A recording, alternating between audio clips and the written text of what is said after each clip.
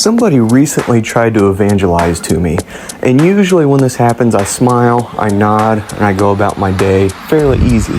But every once in a while, the compulsion of stupidity takes over, and instinctually, I made the mistake of saying, I'm not like that, I don't believe in the Christian doctrine or religion.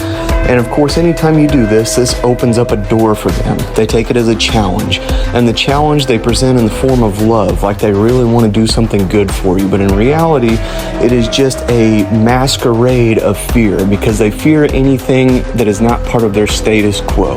They fear everything that is abnormal or unusual. And they want to convert you. They want you to conform to their beliefs, to their way of lives. That way they don't have to face something that they perceive as confrontational. They don't want to face that seed of doubt. Nonetheless, they presented it to me that you have just simply not opened up your mind or your heart to Jesus yet.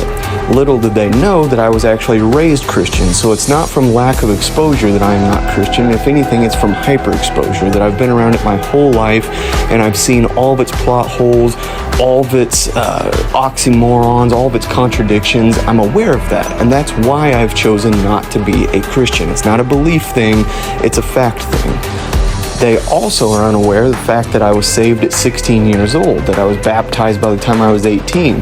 They're also unaware that I became exposed to Christian philosophy at the age of 18, and that I read almost every single evangelical book I could get my hands on all the way through my 22, 23 years of age. And at that point, that's when I stopped being a Christian. But in the meantime, I'd also became a preacher and began to lead my own church. So it's not that I didn't open up my mind. My mind was wide open. I'd read the Bible roughly 20, 25 times, and I continue to read the Bible even to this day, just for fun and research purposes and so forth. Nonetheless, it is not because I didn't open up my mind to Jesus that I'm not a Christian. Furthermore, they said, well, all you have to do is just ask and he will reveal himself to you. But this, to me, is not sufficient evidence. They claim that that's exactly what happened to them, but this seems a little odd, and anybody who's not a Christian wouldn't take this as sufficient evidence. Only Christians would take this as sufficient evidence. It goes back to the old saying, if we have a friend named James, and you and I are talking about our friend James, and then he walks into the room, we say, hey, speak of the devil. This comes from an Old English motif that says, speak of the devil and he will appear, which goes back to an older Anglo-Frisian saying, which survived in French, which says, speak of the wolf and you'll see his tail. In other words, what you've dedicated your mind to, that is what will manifest in your life, hence the power of manifestation that's been taking the New Age group by storm.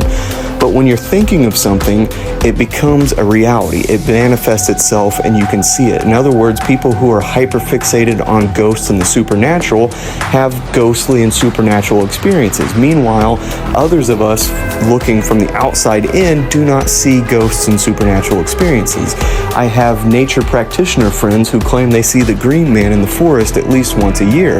I have Wiccan friends who claim that they have experienced and seen their nature-related deities. I have pagan friends who claim to have seen Odin or Thor or Freyr.